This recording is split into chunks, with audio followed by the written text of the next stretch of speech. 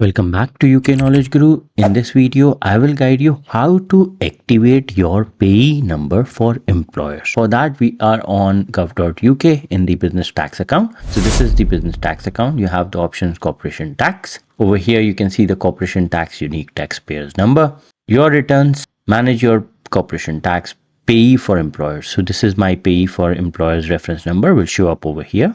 Use the code we posted to you to activate your payee for employers. So I have received this letter. This letter shows they provided the code on it, the activation code, and they gave me around 10 days that I have to activate this code as soon as possible.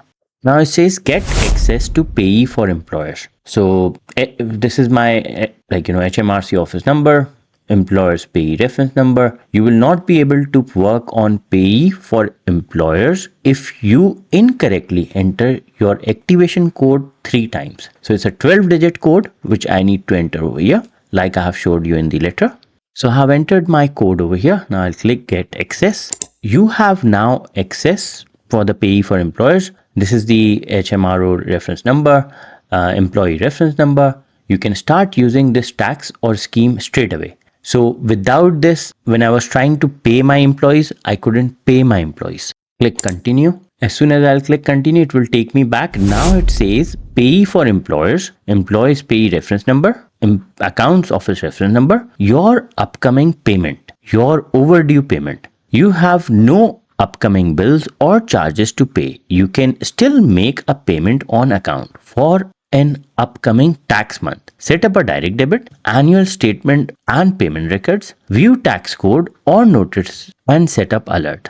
If I click make a payment on account, it will ask me what period are you paying for employee, payee for. So is it monthly or quarterly? So what period are you paying employers payee for?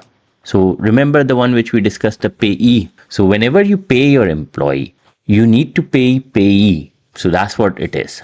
So 6th of January to 5th of January, month 10th. So now this is showing. So over here, the one which I will be working on will be September. So September is the one which I'll be working on. Continue. Enter the amount in pounds. So you will enter the amount. So for example, I'll put 123. Continue.